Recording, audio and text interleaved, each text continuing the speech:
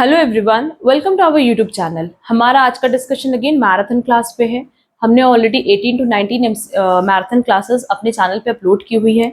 आपकी कन्वीनियंस के लिए हमने प्लेलिस्ट भी ड्राफ्ट कर दिया है और इस प्लेलिस्ट में जितने भी एमसीक्यूज है सब कॉमर्स बेस्ड ही हैं।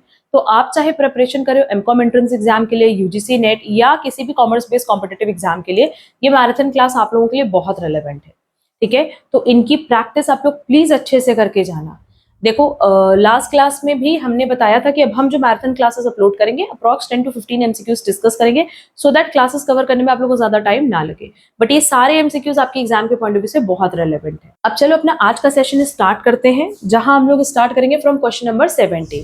देखो लिखा है कि अगेन हमारे पास दो लिस्ट दी हुई है और आपको ये मैच करना है, डेप्रिसिएशन, डेप्लीशन, अमोर्टाइजेशन, ऑब्सोलेंस। अब देखो अगर डेप्रिसिएशन की बात करें तो ऑप्शन देखते हैं, loss of usefulness arising from factors such as technological changes. देखो जब टेक्नोलॉजिकल चेंजेस की बात करें तो नो डाउट हम किसकी बात करेंगे, ऑब्सोलेंस। क्योंकि ऑब्सोलेंस टर्म का मतलब ही यही होता है कि जब मार्केट में आपका जो असेट है वो ऑब्सोलीट हो गया, किसकी वजह से, टेक्नोलॉजिकल चेंजेस की वजह से या मार्केट में डिमांड के चेंज की वजह से। Process of writing down the long term investment in intangible asset, तो ये तो अमोर्टाइजेशन हो गया। Process of measuring and recording the exhaustion of natural resources, ये डिप्लीशन हो गया। Accounting process of converting the cost of fixed asset to expenses, ये depreciation है। क्योंकि डेप्रिसिएशन का मतलब यही होता है कि आप फिक्स्ड एसेट को डेप्रिशिएट करते हो और डेप्रिशिएट करते करते उसको एक्सपेंस में कन्वर्ट कर देते हो। मतलब जो आपका डेप्रिसिएशन वो आप कहाँ दिखाते हो, पीएल में दिखाते हो, तो खर्चे की तरह ही ना दिखा रहे हो। तो इसका ऑप्शन क्या हो जाएगा, 4। ठीक है, अब ए का ऑप्शन हो गया 4, बी का हो गया 3rd, सी का हो गया 2 और डी का हो गया 1st। ठीक, और ये ऑप्शन ए में दिया है तो करेक्ट आंसर हो जाएगा ए। नेक्स्ट, अगेन हमारे पास दो लिस्ट दी हुई एग्जाम पॉइंट ऑफ व्यू से, अगेन रेलेवेंट क्वेश्चन है। Liability of a partner for acts of the firm, ये किसमें दिया हुआ है, section 25। Admission of a partner section 31, retirement of a partner section 32, insolvency of a partner section 34। तो as per given option correct answer हो जाएगा D. Next, which Indian accounting standard deals with fair value measurement, ये है Ind AS 113। Next, A bought goods costing 2 lakh and sold 4/5 of the goods for rupees 2,50,000. Balance goods were taken over by B at cost less 20%. आपको ये बताना है कि venture का कितना profit हुआ। देखो 2 लाख का तो आपका गुड्स था, इसमें से 4/5 मतलब 2 लाख का 4/5 दैट इज 1,60,000 और रिमेनिंग 1/5 कितना हो जाएगा, 40,000। ठीक है, ये गुड्स कह रहा है कि आपने मार्केट में बेचा है 2,50,000 पे, ये कॉस्ट प्राइस हो गई, ये सेल प्राइस हो गई, और जो रिमेनिंग गुड्स है दैट इज 40,000 उसको बी ने लिया है एट कॉस्ट लेस 20%। मतलब अगर हम इसका 20% निकालेंगे तो कितना आ जाएगा, 8,000। उसने कितने पे टेक ओवर किया, 32,000 पे। तो यहां से हमें 8,000 का लॉस हो गया और यहां पे हमें 90,000 का प्रॉफिट हो गया। हमसे क्वेश्चन में पूछा है प्रॉफिट ऑन वेंचर, तो 90,000 में से अगर हम 8,000 माइनस कर दें तो मेरे पास वैल्यू आ जाएगी 82,000 की। एक्चुअल में मेरा कितना प्रॉफिट हो जाएगा, 82,000 का। तो करेक्ट आंसर होगा बेटा A. Next, Mr. A issued several checks totaling rupees 20,000 in March 2022, out of which checks worth rupees 5,000 only were presented for payment by 31st March 2022.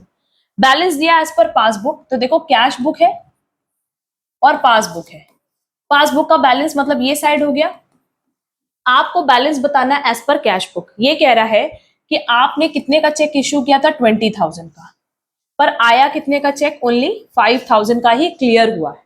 Cash book में तो 20,000 दिख रहा है पर पासबुक में कितना दिख रहा है, सिर्फ 5,000। तो अब क्योंकि पासबुक स्टार्टिंग बैलेंस है तो ये 15,000 अगर हम यहां दिखाएं तो मेरे पास बैलेंस कितना बचेगा, 25,000 माइनस 15,000 दैट इज 10,000, है ना। कैश बुक का बैलेंस कितना हो जाएगा मेरे पास, 10,000, जो कि ऑप्शन बी में दिया है। Clear. Next, the opening inventory of the current year is overstated and closing inventory is also overstated. तो आपको बताना है कि नेट इनकम पे कितना इंपैक्ट पड़ा। हमने इस कॉन्सेप्ट पे ऑलरेडी बहुत बार डिटेल डिस्कशन किया हुआ है। हमने एक क्लास भी ड्राफ्ट की है जहां पे हमने बताया कि अगर ओपनिंग स्टॉक ओवर स्टेटेड होगा या अंडर स्टेटेड होगा, क्लोजिंग स्टॉक ओवर स्टेटेड होगा या अंडर स्टेटेड होगा, तो उससे हमारे प्रॉफिट पे क्या इंपैक्ट पड़ेगा। बट स्टिल आप लोगों के समझने के लिए हम यहाँ फिर से समझा रहे हैं ये चीज। लेट्स से मेरे पास ओपनिंग स्टॉक दिया हुआ है 10,000, मेरे पास परचेजेस दिया हुआ है 50,000, मेरे पास सेल्स गिवन है 80,000 और मेरे पास क्लोजिंग स्टॉक गिवन है 20,000। ठीक है, तो मेरा जीपी कितना आएगा? 40,000। यहां तक तो नो डाउट किसी को कोई डाउट नहीं होगा। अब आगे देखो, अब देखो सबसे पहले क्लोजिंग स्टॉक से रिलेशन देख लेते हैं, फिर ओपनिंग स्टॉक से। लेट्स से मेरा क्लोजिंग स्टॉक घट के दिख रहा है, अगर घट के दिखेगा तो मेरा प्रॉफिट भी तो 5,000 से घट जाएगा ना, कैलकुलेट करके देख लो। ठीक है, वैसे ही अगर 20,000 की जगह मान लो बढ़ करके दिख रहा होता 30,000, तो 10,000 से मेरा प्रॉफिट भी बढ़ जाता, 50,000 हो जाता, होता ना। मतलब क्लोजिंग स्टॉक के साथ प्रॉफिट का कैसा रिलेशन है? Direct relation. अगर क्लोजिंग स्टॉक बढ़ के दिखेगा तो प्रॉफिट बढ़ के दिखेगा, क्लोजिंग स्टॉक घट के दिखेगा तो प्रॉफिट घट के दिखेगा। ठीक है, इसमें तो मैम कोई दिक्कत नहीं है, समझ में आ गया होगा होपफुली। अब यही रिलेशन हम दिखाते हैं ओपनिंग स्टॉक में। ठीक है, अब मान लेते हैं यहां पे ये सब हटा दे रहे हैं, ये 20,000 ही है और ये 40,000 है। ठीक है, अब मान लेते हैं कि ओपनिंग स्टॉक मेरा घट के दिख रहा है, 5,000 दिख रहा है, तो मेरा जीपी जो अभी तक 40,000 था वो कितना हो जाएगा? 45,000, है ना। और अगर ये बढ़ के दिखता 15,000 से, तो जीपी 40,000 से घट के 35,000 हो जाता। कैलकुलेट करके देख लेना। तो ओपनिंग स्टॉक के साथ डायरेक्ट रिलेशन ही इनडायरेक्ट रिलेशन है। ओपनिंग स्टॉक बढ़ के दिखेगा तो जीपी घट के दिखेगा एंड वाइस वर्सा। क्लियर? अब क्वेश्चन देखो, क्वेश्चन में कह रहा है कि हमारा ओपनिंग इन्वेंट्री 5,000 से बढ़ के दिख रहा था, तो जीपी हमारा घट जाएगा क्योंकि there is an inverse relationship between opening inventory and profit, that is gross profit और net profit. And closing inventory भी बढ़ के दिख रहा है, तो क्लोजिंग इन्वेंट्री जब बढ़ के दिख रहा है तुम्हारा प्रॉफिट भी बढ़ के दिख रहा होगा। तो ये प्लस है, ये माइनस है, दैट इज 7,000 से हमारा प्रॉफिट बढ़ के दिख रहा होगा, है ना। करेक्ट आंसर हो जाएगा सी, 7,000 over stated. Clear? Next, which of the following differences between cost accounting and management accounting is not correct? The purpose of cost accounting is the ascertainment of cost, but the purpose of management accounting is to provide information to the management for decision making. ये तो सही है। The reports of the management accounting are useful for both to the internal and external parties, जबकि cost accounting useful है internal parties के लिए। Cost accounting का जो भी इंफॉर्मेशन है नो डाउट वो इंटरनल पार्टीज के लिए रेलेवेंट है, बट मैनेजमेंट अकाउंटिंग सिर्फ और सिर्फ मैनेजर्स के लिए रेलेवेंट होता है फॉर डिसीजन मेकिंग। इसमें एक्सटर्नल पार्टी का कोई काम ही नहीं है। ठीक है, then cost accounting data derive basically from financial accounts, जबकि मैनेजमेंट अकाउंट डिराइव होता है दोनों से। कॉस्ट अकाउंटिंग कंसर्न होता है शॉर्ट टर्म प्लानिंग से और मैनेजमेंट होता है दोनों से, क्योंकि इसमें डिसीजन मेकिंग करते हैं। तो करेक्ट आंसर हो जाएगा बी कि ये स्टेटमेंट इनकरेक्ट है। नेक्स्ट, अब देखो मैच द फॉलोइंग, फॉर्मूला याद होगा तो बहुत आराम से ये चीज हो जाएगी। प्राइस वेरिएंस, सिंपल आप प्राइस ढूंढो। देखो इसमें लिखा है measures the difference between the actual price paid for material and the standard price specified for the actual quantity of material purchase. वैसे क्वांटिटी वेरिएंस है तो एक्चुअल क्वांटिटी से रिलेटेड होगा, मटेरियल कॉस्ट वेरिएंस है तो एक्चुअल कॉस्ट ऑफ मटेरियल से related होगा, और लेबर एफिशिएंसी वेरिएंस है तो एक्चुअल आवर से रिलेटेड होगा। ठीक है, यहाँ बेसिकली फॉर्मूला ही हम अप्लाई कर रहे हैं वेरिएंसेस का, बट क्योंकि यहाँ पे सीधे सीधे स्टेटमेंट वाइज दिया है तो स्टेटमेंट में कैसे ढूंढेंगे हमने सिंपली बता दिया। क्लियर? करेक्ट आंसर क्या हो गया? थर्ड, फर्स्ट, सेकेंड, फोर्थ, जो कि ऑप्शन बी में दिया है। नेक्स्ट देखो, अगेन हमारे पास ईओक्यू का क्वेश्चन है जहां लिखा है कि मैन्युफैक्चरिंग इंटरप्राइज ने मंथली कंज्यूम किया है 1350 यूनिट्स, कॉस्ट कितनी है एक यूनिट की? 20 रुपीज।